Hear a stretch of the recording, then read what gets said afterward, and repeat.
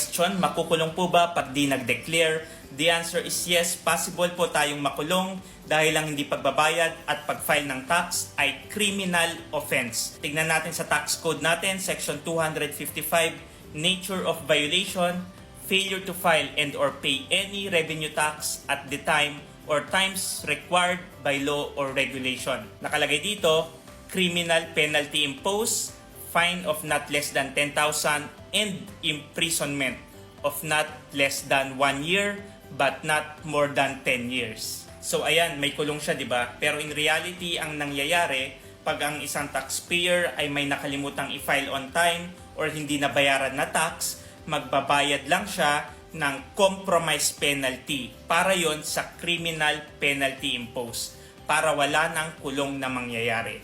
Pero magbabayad ka. My name is George. I'm a freelancer's tax advisor at JA Consulting. What we do is we are empowering online freelancers through simple and stress-free tax compliance. Next question, paano po pag 2022 ako nag-register pero hindi po ako nakapag-file since no business transactions po ako noon?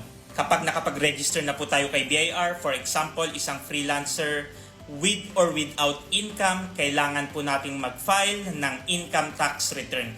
Quarterly po yan. Pag nakalimutan po natin, mag-o-open case po yan kay BIR at meron po yung penalty. Para ma-solve natin yung open cases, ifa-file pa rin natin yung hindi natin na-file na income tax return at magbabayad po tayo ng penalty. Kaya very important, with or without income, with or without business transactions, basta registered na po tayo kay BIR, huwag po natin kalimutan mag-file ng ating income tax return. Third question, pag annual filing na po ba, need pa magpunta sa BIR or pwedeng online na lang din?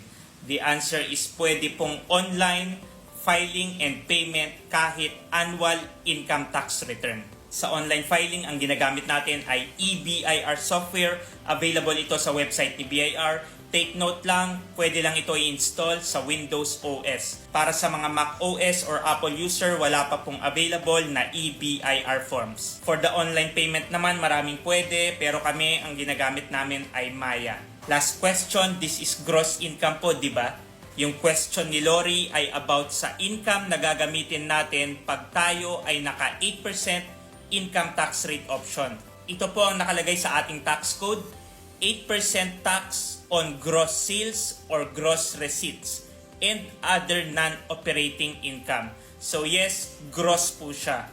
Meaning wala ng expenses na pwedeng ibawas. Ang pinaka-deduction na lang natin ay yung non-taxable income na 250,000 every year.